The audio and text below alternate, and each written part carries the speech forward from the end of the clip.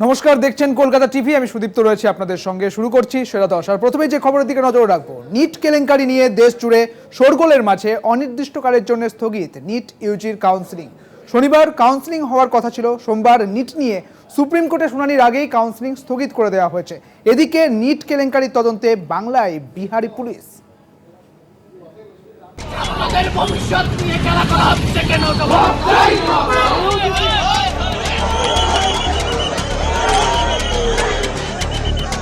NEET net প্রশ্ন ফাঁস কাণ্ডে তোলপাড় গোটা দেশ। বাতিল হয়েছে ইউজিসি নেট। এদিকে নিট পরীক্ষার ভবিষ্যৎ ঝুলছে আদালতে। এই আবহে অনির্দিষ্টকালের জন্য স্থগিত 2024 সালের সর্বভারতীয় ডাক্তারি প্রবেশিকা পরীক্ষা নিট ইউজির কাউন্সিলিং। 2024-এর নিট ইউজি বাতিলের দাবিতে একাধিক মামলা দায়ের হয়েছে সুপ্রিম কোর্টে। শুক্রবার মামলার শুনানিতে কেন্দ্রের তরফে হলফনামা দাবি করা হয়। পরীক্ষা বাতিলে হিতের বিপরীত হতে পারে, প্রশ্নের মুখে পড়তে পারে লক্ষাধিক পরীক্ষার্থীর ভবিষ্যৎ। এমনকি কাউন্সিলিং স্থগিতের বিষয়ে সায় ছিল না সুপ্রিম কোর্টের প্রধান বিচারপতি ডিওয়াই চন্দ্রচূড়ের বেঞ্চেরও।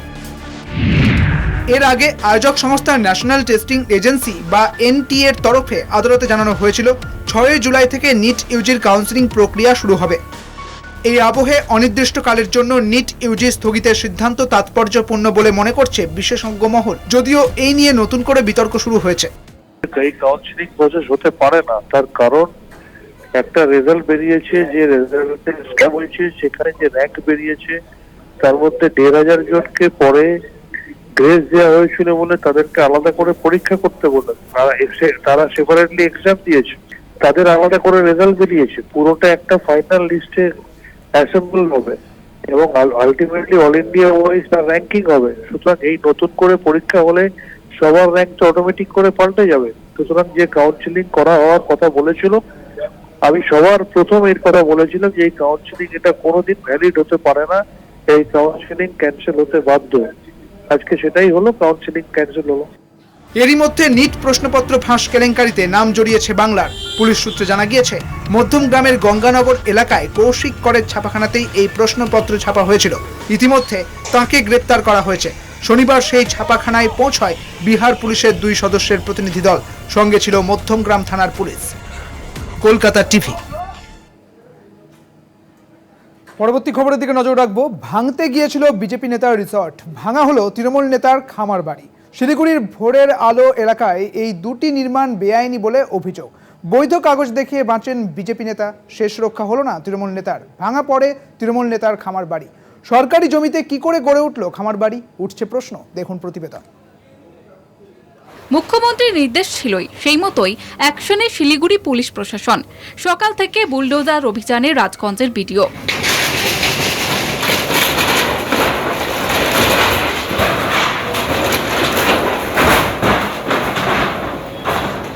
বুলডোজারের প্রথম গন্তব্য বিজেপি নেতার হোটেল, পরের ঠিকানা তৃণমূল নেতার খামার বাড়ি। শুক্রবার সকাল থেকে উত্তেজনা শিলিগুড়ি ভোরের আলো থানা এলাকায়। রাজগঞ্জের বিডিওর উপস্থিতিতে তৃণমূল নেতা রঞ্জন শীল শর্মার বেআইনি খামার বাড়ি ভেঙে দেওয়া হয়। গত বুধবার বেআইনি খামার বাড়ি ভাঙার নোটিশ দেওয়া হয় শিলিগুড়ি পুর নিগমের 36 নম্বর ওয়ার্ডের কাউন্সিলর রঞ্জন শীল শর্মাকে। এলাকার প্রভাবশালী তৃণমূল নেতা হিসেবে পরিচিত রঞ্জন শীল শর্মা তার বাড়িতে সরকারি বোর্ড লাগিয়ে দেয় ভূমি ও ভূমি রাজস্ব দপ্তর। এরপরেও রঞ্জনের খামার বাড়িতে বহাল তবিয়তেই ছিলেন কেয়ারটেকার। ওই খামার বাড়ির পাশেই থাকা আরও একটি রিসর্টের বৈধতা নিয়ে প্রশ্ন ওঠে। রিসর্টের মালিক স্থানীয় বিজেপি নেতা উত্তম রায়কে গ্রেপ্তার করে ভোরের আলো ফাঁড়ির পুলিশ। শুক্রবার বুলডোজার নিয়ে ওই এলাকায় পৌঁছন রাজগঞ্জ বিডিও, বিএলআরও এবং পুলিশ আধিকারিকরা। রিসর্ট ভাঙতে গেলে বিজেপি নেতা ছেলে তাপস রায় বিডিওকে রিসর্ট এবং জমির বৈধ কাগজপত্র দেখান। পুলিশ তাই রিসর্ট ভাঙার অভিযান থেকে পিছিয়ে আসে। কৌস্তব ভৌমিকের রিপোর্ট, কলকাতা টিভি। পূর্ব বর্ধমানের জামালপুরের সালিশি সভার নামে তৃণমূল নেতার দাদাগিরির অভিযোগ। সালিশি সভায় যোগ না দেওয়ায় বৃদ্ধ দম্পতিকে মারধর। কলকাতা টিভিতে খবর সম্প্রচারের পর তৎপরতা। অভিযুক্ত 12 জনের নামে এফআইআর করা হয়েছে, যদিও এফআইআর এর নাম নেই অভিযুক্ত তৃণমূল নেতা আজাদ রহমানের। সালিশি সভার নামে মাতব্বরি, বৃদ্ধ দম্পতিকে মারধর। কলকাতা টিভিতে খবর সম্প্রচার, 12 জনের নামে এফআইআর। গত রবিবারের ঘটনা। উত্তর দিনাজপুরের চোপড়ায় সালিশি সভা ডেকে যুগলকে রাস্তায় ফেলে পেটানোর ভিডিও প্রকাশ্যে আসে। জলগড়ায় আদালত থেকে সংসদ ভবন। গ্রেপ্তার করা হয় অভিযুক্ত তৃণমূল নেতাকে। সপ্তাহ গড়ানোর আগেই আবারও সালিশি সভার নামে তৃণমূল নেতার দাদাগিরির অভিযোগ। পূর্ব বর্ধমানের জামালপুরের কুবাজপুর গ্রামের ঘটনা।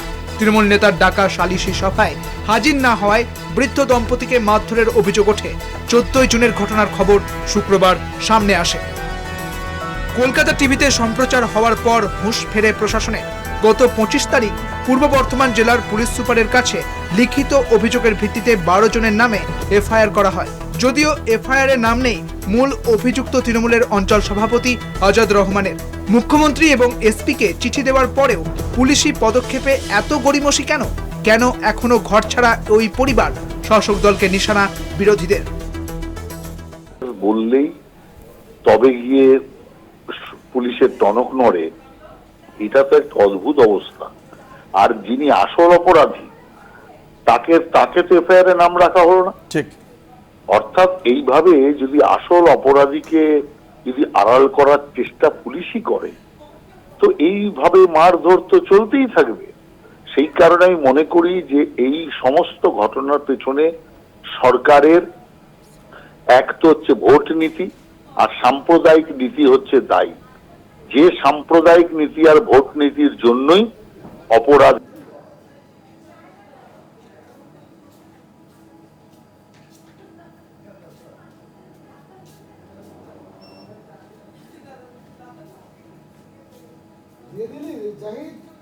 বাঁকুড়ার ওন্দায় চরম তৃণমূলের গোষ্ঠীকন্দল।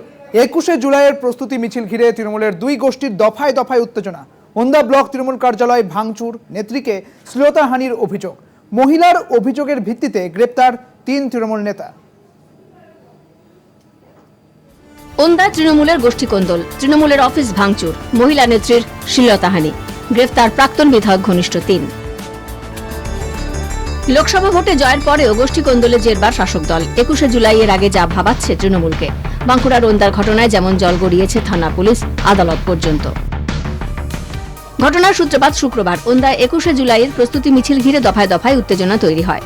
ওন্দা ব্লক অফিস মোড় থেকে ওন্দার প্রাক্তন তৃণমূল বিধায়ক অরূপ খাঁর নেতৃত্বে শহীদ দিবসের প্রস্তুতি মিছিল শুরু করেন তার অনুগামীরা।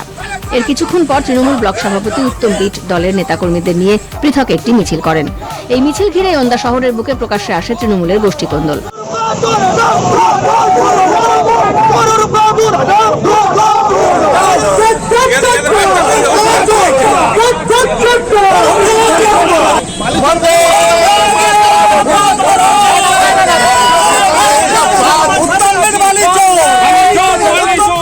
পরিস্থিতি সামলাতে আসরে নামতে হয় পুলিশকে। এখানেই শেষ নয়। অভিযোগ, ওন্দা ব্লক তৃণমূল কার্যালয় ভাঙচুর চালায় তৃণমূলের অন্য এক গোষ্ঠী। দলীয় কার্যালয়ে ঢুকে এক তৃণমূল নেত্রীর শ্লীলতাহানি করা হয় বলেও অভিযোগ।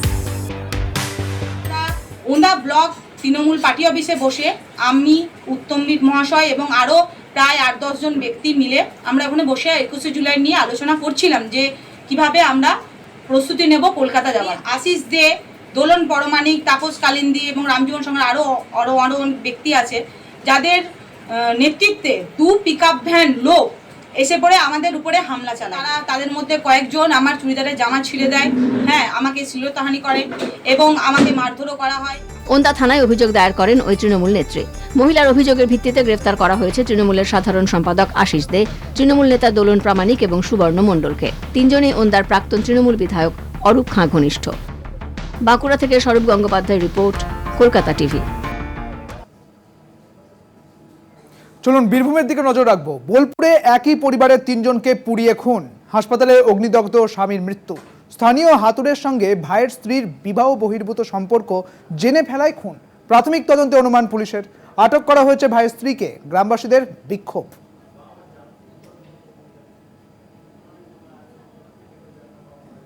আগুনে পুড়ে বর্ধমান মেডিকেল কলেজ হাসপাতালে মৃত্যুর সঙ্গে পাঞ্জা লড়ছিলেন আব্দুল আলিম।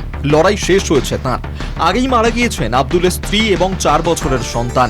নৃশংস এই হত্যার নেপথ্যে আগুনে পুড়িয়ে খুন, নেপথ্যে বিবাহ বহির্ভূত সম্পর্ক। শেখ আব্দুল আলিমের বড় ছেলে শেখ ওয়াসিম। ঘটনার সময় পাশের ঘরে ছিল সে। কোনো গোপন তথ্য জেনে গিয়েছিল বাবা। কি গোপন তথ্য জানতে পারেন নিহত শেখ আব্দুল? গ্রামবাসীদের দাবি, ভাইয়ের স্ত্রী স্মৃতি বিবি বিবাহ বহির্ভূত সম্পর্কে জড়িয়েছেন, তা জানতে পারেন শেখ আব্দুল। গোপন সম্পর্কের কথা ধামাচাপা দিতেই খুনের চক্রান্ত করেন স্মৃতি বিবি এবং তাঁর প্রেমিক চন্দন শেখ। চন্দন গ্রামেরই এক হাতুড়ে ডাক্তার। দোষীদের শাস্তির দাবিতে বিক্ষোভ গ্রামবাসীদের। গ্রামবাসীদের দাবি, প্রতিবেশী গ্রামের হাতুড়ে ডাক্তার চন্দন শেখের সঙ্গে শেখ আব্দুল আলিমের ভাই রতন শেখের স্ত্রী স্মৃতি বিবির সঙ্গে অবৈধ সম্পর্ক জেনে ফেলায় নিহত শেখ আব্দুল আলিম। দুজনের ফাঁসির দাবি জানান গ্রামবাসীরা। পুলিশ অবশ্য এই চাঞ্চল্যকর খুন নিয়ে এখনই কিছু বলতে নারাজ।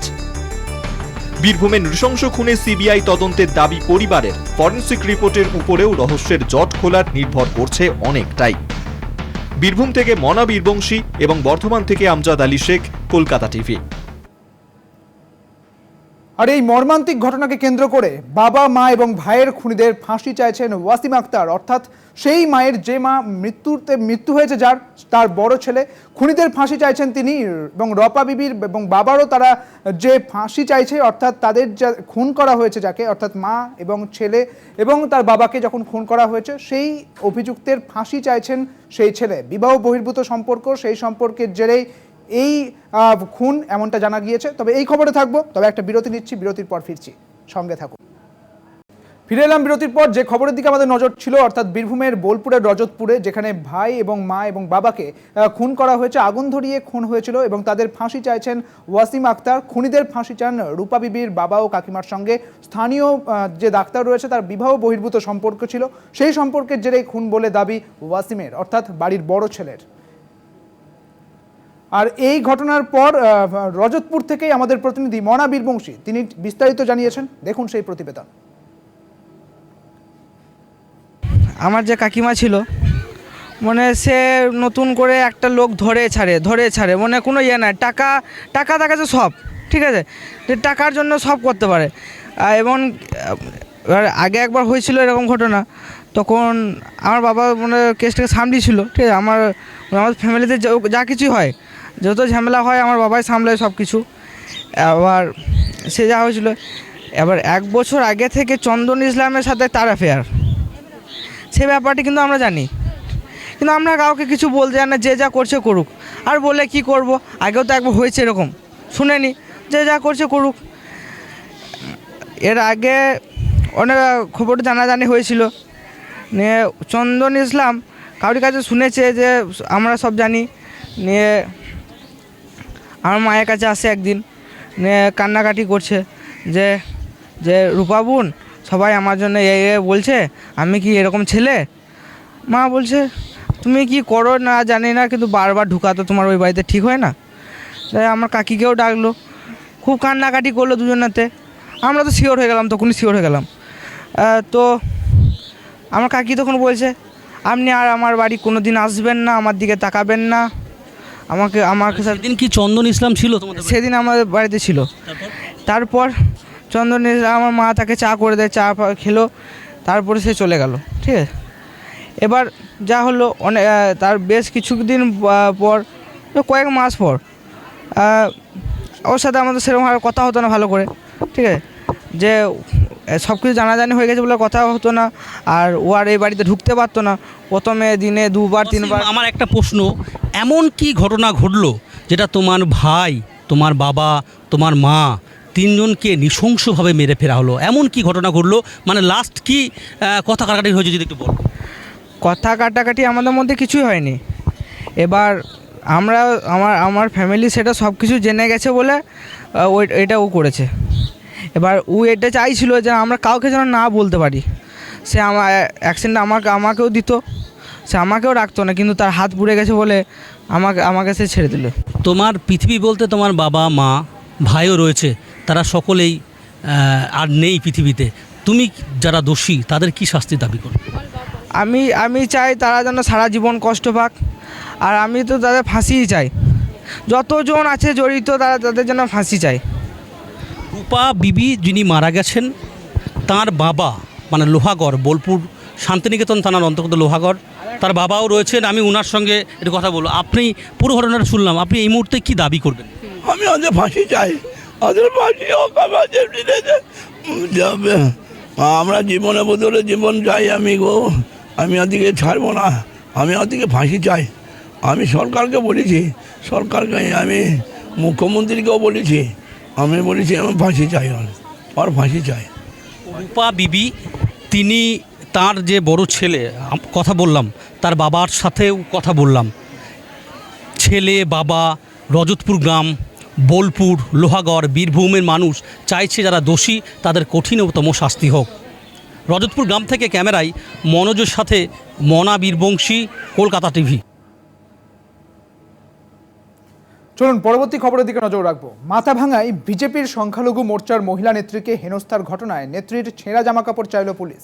ঘটনায় সামাজিক মাধ্যমে পুলিশকে তীব্র আক্রমণ শুভেন্দু অধিকারী। তদন্তকারী অফিসার এবং ঘোকসাডাঙ্গায় ওসিকে সাসপেন্ড করার পাশাপাশি ঘটনায় সিবিআই তদন্তের দাবি বিরোধী দলনেতার। অভিযোগে আমল দিতে নারাজ তৃণমূল কংগ্রেস। দেখুন। মাথাভাঙায় বিজেপি নেত্রীকে হেনস্থা, তদন্তে ছেঁড়া জামাকাপড় চাইল পুলিশ। পুলিশকে পাল্টা নিশানা শুভেন্দুর, সিবিআই তদন্তের দাবি। কোচবিহারের মাথাভাঙায় বিজেপির মাইনরিটি মোর্চার মহিলা সদস্যকে বিবস্ত্র করে মারধরের অভিযোগ। ঘটনায় সরগরম হয় রাজ্য রাজনীতি। এই ঘটনাকে হাতিয়ার করে বিক্ষোভ বিজেপি। অভিযোগকারী মহিলার সঙ্গে শিলিগুড়ি সার্কিট হাউসে সাক্ষাৎ করেন রাজ্যপাল। সেখানেই মহিলা জানান রাজ্য পুলিশে তার ভরসা নেই। রাজ্যপাল তো বললো যে ঠিক আছে আমি ব্যবস্থা করবো, ভালো আছে, চিন্তা করে বাধা করলে। এখন কি মমতার পুলিশ আর মমতা ব্যানার্জির আমি কোনো ভরসা পাই না, ওদের দিয়ে কোনো হবে না। তদন্তের স্বার্থে অভিযোগকারী মহিলার ছেঁড়া জামাকাপড় চাইল কোচবিহার পুলিশ। এই ঘটনায় পুলিশকে পাল্টা নিশানা করেন বিরোধী দলনেতা শুভেন্দু অধিকারী। সোশ্যাল মিডিয়া পোস্টে তাঁর দাবি তৃণমূলের গুন্ডারাই মহিলার পোশাক খুলে নিয়ে যায়। তদন্তকারী অফিসার এবং ঘোকসাডাঙ্গার ওসিকে সাসপেন্ডের দাবি করেন। একই সঙ্গে সিবিআই তদন্তের দাবি জানান শুভেন্দু। শুভেন্দুর অভিযোগের কি জবাব দিচ্ছে তৃণমূল কংগ্রেস? ইজ্জত নিয়ে সংস্থার রাজনীতি করতে বিজেপিকে এর আগে বাংলার মানুষ দেখেছে। সদ্য সমাপ্ত লোকসভা নির্বাচনের আগে সন্দেশখালীতে যেভাবে মাত্র 2000 টাকার বিনিময়ে মামুনুদের মিথ্যা ধর্ষণের, যৌন নির্যাতনের অভিযোগ করতে বলেছিল, যেভাবে সাদা কাগজে সই করিয়ে বা ইংরেজি না জানা মহিলাদের ইংরেজিতে চিঠি লিখে জোর করে সই করিয়ে মিথ্যাচার করেছিল, পরবর্তী ক্ষেত্রে গঙ্গাধর কয়াল, কাদরী মন্ডল সভাপতি তার ভিডিও ক্লিপিং এর মধ্যে দিয়ে সেই সত্যতা সামনে চলে এসেছিল। আর দ্বিতীয়ত বলি, সিবিআই এমন একটা ইনভেস্টিগেটিং এজেন্সি যেটা পুরোপুরি বিজেপির শাখা সংগঠনে পরিণত হয়েছে। কোচবিহার মাথাভাঙার এই ঘটনার সঙ্গে প্রথম থেকেই কোনো রাজনৈতিক যোগ পায়নি পুলিশ। পারিবারিক গোলমালের কারণেই মহিলাকে মারধরের ঘটনা এক্স হ্যান্ডেলে পোস্ট করে জানায় রাজ্য পুলিশ। কলকাতা টিভি। বর্ষা আসতেই বঙ্গে থাবা বসাচ্ছে ডেঙ্গি। জ্বর আর সঙ্গে ডেঙ্গির উপসর্গ নিয়ে বসিরহাট হাসপাতালে রোগীদের ভিড় বাড়ছে। ডেঙ্গি আক্রান্ত ছড়িয়েছে সুন্দরবনের 10 নম্বর ব্লকে। ইতিমধ্যেই হাসপাতালে ভর্তি হয়েছেন 50 জন রোগী। বর্ষায় বৃষ্টির পরিমাণের উপর নির্ভর করে ডেঙ্গি। জুলাই থেকে সেপ্টেম্বর এই 3 মাস ডেঙ্গি সংক্রমণের ক্ষেত্রে খুব গুরুত্বপূর্ণ। গত বছর রাজ্যে ডেঙ্গি আক্রান্তের সংখ্যা ছিল সর্বাধিক। সারা রাজ্যে প্রায় 1,07,000 জন ডেঙ্গিতে আক্রান্ত হয়েছিলেন। বিগত 12 বছরের যা রেকর্ড সংখ্যক সংক্রমণ। এবছরও বৃষ্টির হাত ধরে বাড়ছে ডেঙ্গির প্রকোপ। বসিরহাট স্বাস্থ্য জেলার বাদুরিয়া টাকি সারাফুল গ্রামীণ হাসপাতালের বহির্বিভাগে ডেঙ্গি আক্রান্ত রোগীদের লম্বা লাইন। জ্বর, পেট ব্যথার সঙ্গে বমি ও পেট খারাপের উপসর্গ নিয়ে ভিড় জমাচ্ছেন রোগীরা। আমার বাচ্চারা জ্বর 4 দিন হচ্ছিল, তা ফ্রিতে চিকিৎসা করেছি, তা এখন সুস্থ আছে। জ্বর হলে ভয় পাওয়ার কিছু নেই, কিন্তু সতর্কমূলক কিছু ব্যবস্থা নিতে হবে।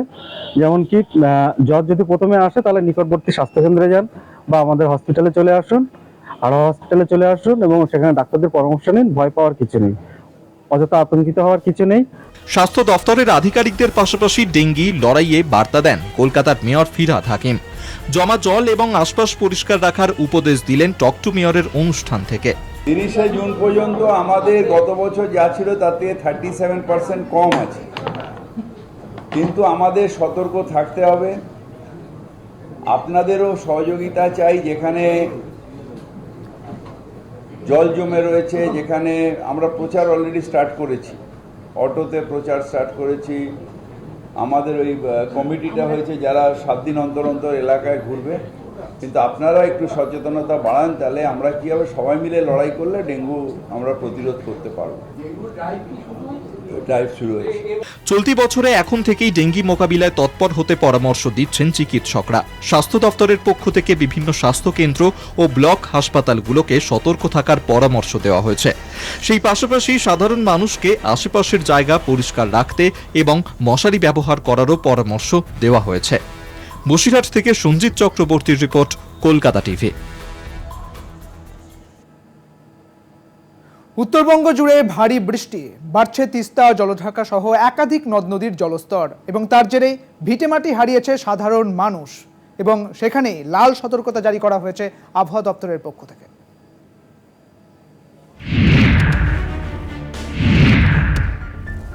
কোথাও চরম সতর্কতা, কোথাও অরেঞ্জ অ্যালার্ট। লাগাতার বৃষ্টিতে বিপদ বাড়ছে উত্তরবঙ্গে। কেউ হারিয়েছেন ভিটে, কেউ হারিয়েছেন স্বজন। উত্তরবঙ্গ জুড়ে এখন হাহাকার। 6 জুলাই শনিবার দার্জিলিং, কালিম্পং, জলপাইগুড়ি, আলিপুরদুয়ার, কোচবিহার এই 5 রাজ্যে চরম সতর্কতা, সঙ্গে উত্তর দিনাজপুরের বেশ কিছু এলাকায় ইয়েলো অ্যালার্ট।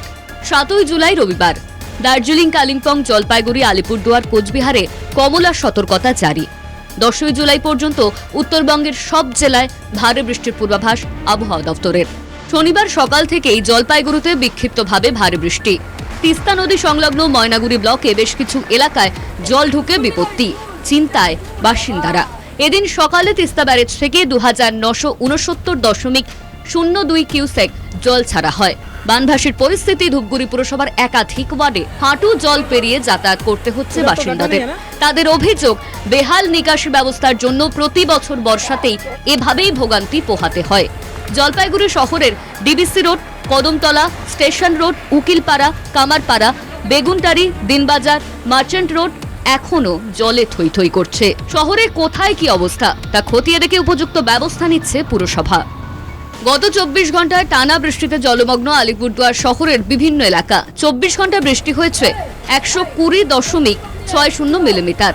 খারাপ নিকাশি ব্যবস্থার কারণে জল জমেছে পুরসভার একাধিক এলাকায়। পাশাপাশি ভুটান পাহাড়েও প্রবল বৃষ্টির জেরে তোরসা, কালজানি সহ একাধিক নদীর জলস্তর বেড়ে বেহাল জনজীবন। লাগাতার বৃষ্টিতে ধনতলি টাপু এলাকায় রায়ডাক নদীতে ভাঙন। বেশ কিছু জায়গায় উপড়ে গিয়েছে বিদ্যুতের খুঁটি, এলাকায় বিচ্ছিন্ন বিদ্যুৎ সংযোগ। দুর্ঘটনা এড়াতেও বিদ্যুৎ পরিষেবা পৌঁছে দিতে দ্রুত কাজ শুরু করেছে বিদ্যুৎ দফতর। ডুয়ার্স জুড়েও এক টানা ভারী বৃষ্টি, জলমগ্ন হয়ে পড়েছে বহু এলাকা। টানা বৃষ্টির জন্য বিপর্যস্ত জনজীবন। ডায়না, রেতি, সুকৃতি, ডুডুয়া, আংরাভাষা নদীতে জলস্তর বেড়েছে। আতঙ্কে ঘুম উড়েছে নদীর তীরবর্তী এলাকার বাসিন্দাদের। NH10 ধস নেমে বন্ধ রাস্তা, ঘুরপথে চলছে গাড়ি। অন্যদিকে রবিবার পর্যন্ত শিলিগুড়ি থেকে দার্জিলিং অবধি বন্ধ টয় ট্রেন পরিষেবা। রবিবার অবস্থা খতিয়ে দেখে সিদ্ধান্ত নেবে প্রশাসন। কবে কমবে বৃষ্টির দাপট, কবে স্বাভাবিক হবে পরিস্থিতি, সেদিকেই তাকিয়ে উত্তরবঙ্গবাসী। কলকাতা টিভি। শ্রেয়া দশ, আজ এই পর্যন্তই। দেখতে থাকুন কলকাতা টিভি, রাত দিন 7 দিন।